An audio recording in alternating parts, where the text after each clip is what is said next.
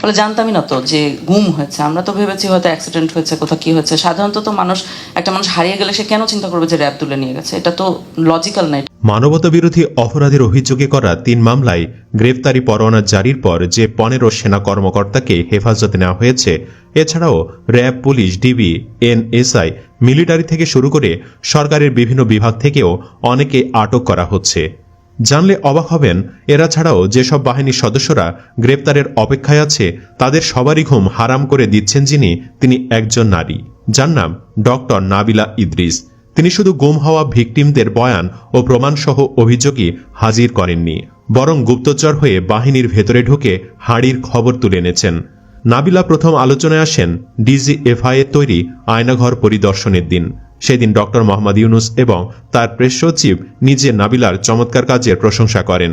Press সচিব শফিকুল আলম লিখেছিলেন, নাবিলা ইদ্রিস একজন সাহসী নারী, তার কারণেই গুম নিয়ে এত বড় রহস্য উন্মোচিত হয়েছে। নাবিলা নিজে বেশ কয়েকটি গুমের ঘটনা সামনে এনেছেন, যেখানে তিনি শুধু ভিকটিমদের বয়ানই নয়, বরং নির্যাতনে ভুক্তভোগীদের মানসিক ট্রমাও তুলে ধরেছেন। গুম কমিশনের এক অনবদ্য সদস্য হিসেবে তিনি যা করেছেন এবং করে চলেছেন তা এক কথায় অবিশ্বাস্য, প্রায় যেন রূপকথার মতো। তার অদম্য সাহস আর দৃঢ়চেতা মনোভাব রাষ্ট্রের প্রতিটি ক্ষমতাশালী দপ্তরের বিরুদ্ধে এক অভিনব যুদ্ধ ঘোষণা করেছে।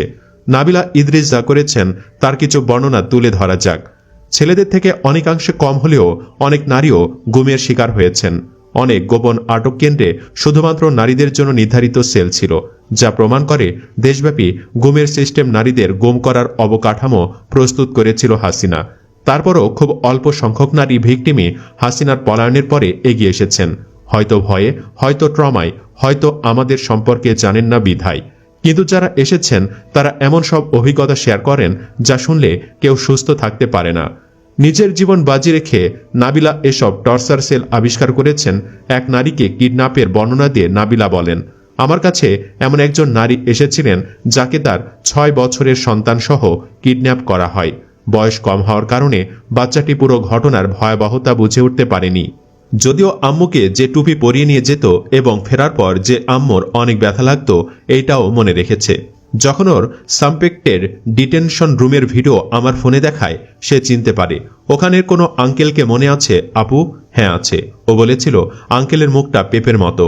এই সামান্য তথ্যের ভিত্তিতে পরে আটক করা পেপে মার্কা চেহারা সেনা অফিসারকে, যিনি এখন সেনা হেফাজতে আটক আছেন। নাবিলা আরও বলেন, একজন নারী বলেছিলেন তার স্বামী একদিন সকালে সেই যে বেরিয়ে যান আর কখনো ফেরেননি, নির্ঘাত তাকে মেরে ফেলা হয়। এদিকে সেদিন রাতে ভদ্র মহিলাকে তার ১.৫ ও ৩ বছরের সন্তান সহ গুম করা হয়। তিনি তখন গর্ভবতী হওয়া সত্ত্বেও একজন পুরুষ অফিসার তাকে লাঠি দিয়ে মারধর করেন। আরেকজন মহিলা বলেন, তাকে দিনের পর দিন দাঁড় করিয়ে হাতে হাতকড়া পরিয়ে গ্রিলের সঙ্গে বেঁধে রাখা হতো। এখানেই শেষ নয়, এ সময় তার ওড়না কেড়ে নিয়ে পুরুষ অফিসাররা বিকৃত যৌনাচারে মেতে উঠত আর উপহাস করে বলতো, খুব তো পর্দা করতি, এখন তো গায়ে একটা ওড়নাও নাই। আরেকজন মেয়ে নিকাব খুলতে অস্বীকার করায় তাকে ৩ দিন ধরে দাঁড় করিয়ে রাখার পানিশমেন্ট দেওয়া হয়। কিছু গার্ড অবশ্য চুপি চুপি তার বাঁধন খুলে দেয়, এই শর্তে যে অফিসারের পায়ের আওয়াজ শুনলেই আবার বেঁধে ফেলবে। এমনকি নামাজ পড়ার সময়ও ওড়না ফেরানো হয়নি কারো কারো। ওড়না চাইলে বলা হতো, তোদের নামাজ আল্লাহ এমনি কবুল করবে না, ওড়না দিলেই কি না দিলেই কি। নাবিলা জানান, সবচেয়ে কষ্টকর যে জবানবন্দিটি আমি নিয়েছি তা হলো একজন আপুর টর্চারের ভয়াবহতায় নির্ধারিত সময়ের বেশ আগেই মাসিক শুরু হয়ে যায়। তিনি নারী প্রহরীদের ব্যাপারটা জানিয়ে প্রয়োজনীয় সহযোগিতা চাইলে তারা বলে বিষয়টি ঊর্ধ্বতন পুরুষ অফিসারদের জানানো বাধ্যতামূলক। অতবার পুরুষ অফিসাররা এসে তাকে ঘিরে ধরে হাসাহাসি করে অপমান করে। এই ছিল শেখ হাসিনার বাংলাদেশ। কমিশনে আমরা শত ইন্টিমিডেশন উপেক্ষা করে এসব নিষ্ঠুরতার কাহিনী নথিভুক্ত করি, রহস্যগুলো সমাধান করি, দোষীদের শনাক্ত করার আপ্রাণ চেষ্টা করি। অস্বীকার করব না, বিরুদ্ধ স্রোতে সাঁতার কাটা কঠিন বটে, তবে ভিকটিমদের অভিজ্ঞতাগুলো আমাদের প্রতি নিয়ত মনে করিয়ে দেয়, if not us then who, if not now then when. তবে সবচেয়ে সুখবর হচ্ছে এইসব ঘটনায় জড়িত বেশিরভাগ অফিসারদেরই আইনের আওতায় আনা সম্ভব হয়েছে।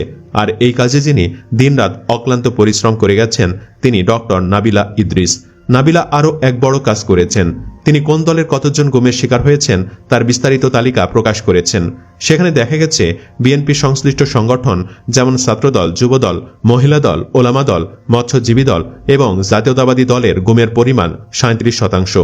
অন্যদিকে শুধু ছাত্র শিবির থেকে গুমের পরিমাণ 31%, আর জামায়াত সহ ধরলে তা বেড়ে দাঁড়ায় 56%, যা বিএনপির চেয়েও বেশি। অথচ এরপরও ছাত্রদল বলে বেড়ায় শিবির নাকি গুপ্ত সংগঠন। জানা যায় নাবিলা পড়াশোনা করেছেন বিশ্ববিখ্যাত কেমব্রিজ বিশ্ববিদ্যালয়ে, পরবর্তীতে শিক্ষকতা করেছেন ব্র্যাক বিশ্ববিদ্যালয়ে এবং পরিচালক ছিলেন আশুগঞ্জ পাওয়ার স্টেশন কোম্পানিতে। এত সব যোগ্যতা সত্ত্বেও প্রশাসনের ভেতরে তাকে বাধার মুখে পড়তে হয়েছিল। উপদেষ্টা আসিফ মাহমুদ তাকে সচিবালয় প্রবেশে নিষেধাজ্ঞা জারি করেছিলেন এবং অভিযোগ তোলেন যে নাবিলা এপিএস নিয়োগে তদবির করেছেন। এই অভিযোগে তিনি জামায়াত শিবিরের এজেন্ট বলে প্রচার পান, কিন্তু বাস্তবতা ছিল ভিন্ন। আন্দোলনের সময় উপদেষ্টা মাহফুজের নিজ বাসায় যাকে আশ্রয় দিয়েছিলেন তিনি ছিলেন নাবিলা ইদ্রিস। পরবর্তীতে যারা তাকে এজেন্ট বলেছিলেন তারাই এখন তার কাজের প্রশংসা করতে বাধ্য হচ্ছেন। নাবিলা ও তার দলের কাজ প্রমাণ করেছে রাজনীতিতে শেষ বলে কিছু নেই। সত্য, সততা আর অদম্য সাহসের জোরে যে কোনো বাধা অতিক্রম করা যায়। আজ ডক্টর নাবিলা ইদ্রিস দেশের ইতিহাসে এক সাহসী অধ্যায়ের রচয়িতা হিসেবে নিজের নাম লিখে চলেছেন। দেশের রাজনৈতিক মঞ্চে ক্ষমতার খেলা চললেও এই নারী নীরবে সত্যের মশাল হাতে দুর্নীতির অন্ধকারে আলো ছড়িয়ে যাচ্ছেন। এই সাহসী অভিযাত্রার শেষ কোথায় তা কেবল সময়ই বলতে পারবে। এদিকে নাবিলা দেওয়া তথ্যমতে ট্রাইব্যুনালের চার্জশিটে নাম আসা 15 সেনা কর্মকর্তা এখন সেনা হেফাজতে আছে। ইতিমধ্যে কয়েকজন সীমান্তবর্তী এলাকা দিয়ে পালিয়ে দেশ ছেড়েছে। এ বিষয়ে সেনা কর্তৃপক্ষের একটা ভাবনা আছে। বিচার শেষ না হওয়া পর্যন্ত আসামি হওয়া এসব কর্মকর্তা সেনা হেফাজতে থাকবে। মামলার নির্দিষ্ট তারিখে সেনাবাহিনী এদের আন্তর্জাতিক অপরাধ ট্রাইব্যুনালে হাজির করবে। আদালতের কার্যক্রম শেষে আবার হেফাজতে নিয়ে যাবে। এ বিষয়ে জানতে চাইলে আন্তর্জাতিক অপরাধ ট্রাইব্যুনালের চিফ প্রসিকিউটর তাজুল ইসলাম বলেন, আদালত গ্রেফতারি পরোয়ানা দিয়েছেন। আইন অনুযায়ী কোনো আসামিকে গ্রেফতারির পর অনতিবিলম্বে আদালতে হাজির করতে হবে। এরপর আদালত সিদ্ধান্ত দেবেন তাদের কারাগারে পাঠাবেন নাকি জামিন দেবেন। তবে সরকার চাইলে কোনো স্থাপনাকে কারাগার ঘোষণা করতে পারে। সেক্ষেত্রে আসামিরা কোথায় থাকবেন সেটা আদালত নির্ধারণ করবেন। আইন মন্ত্রণালয় সূত্র জানায়, সরকার যদি কোনো বাড়িকে সাব জেল বা উপ কারাগার ঘোষণা করে সেখানে মামলার আসামি রাখতে পারেন। এমন নজির এর আগেও রয়েছে।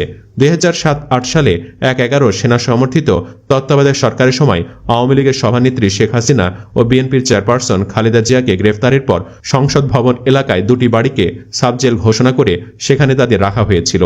আন্তর্জাতিক অপরাধ ট্রাইব্যুনাল 3 মামলায় গত বুধবার সেনাবাহিনীর 25 জনের বিরুদ্ধে গ্রেফতারি পরোয়ানা জারি করেছেন।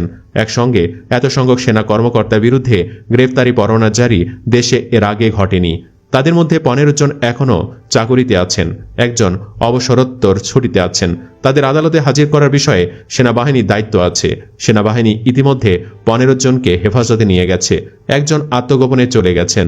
তিনি বলেন, মেজর জেনারেল কবির আহমেদ ডিজিএফআইএ সাবেক পরিচালক সর্বশেষ সিলেটে সেনাবাহিনীর স্কুল অব ইনফ্যান্ট্রি অ্যান্ড ট্যাকটিক্সে কমান্ড্যান্ট পদে ছিলেন। এর আগে তিনি ক্ষমতাচ্যুত প্রধানমন্ত্রী শেখ হাসিনার সামরিক সচিব ছিলেন। এর বাহিরে গ্রেফতারি পরোয়ানাভুক্ত 9 জন অবসরপ্রাপ্ত কর্মকর্তা রয়েছেন। সেনা কর্তৃপক্ষের ভাষ্য, অবসরপ্রাপ্তদের বিষয়ে পুলিশ আইনানুগ ব্যবস্থা নেবে। ওই কর্মকর্তারা নিজেরাও চাইলে আত্মসমর্পণ করতে পারেন। সুপ্রিয় দর্শক, আপনি কি চান নাবিলা ইদ্রিসকে আরও বড় পাওয়ার দিয়ে যেন প্রশাসনের আরও উচ্চ পদস্থ পদে দায়িত্ব দেওয়া হোক? কমেন্ট বক্সে জানিয়ে দিন আপনার মতামত। ভিডিও ভালো লাগলে লাইক দিন এবং শেয়ার করুন, আর অবশ্যই চ্যানেলটি সাবস্ক্রাইব করুন। ধন্যবাদ।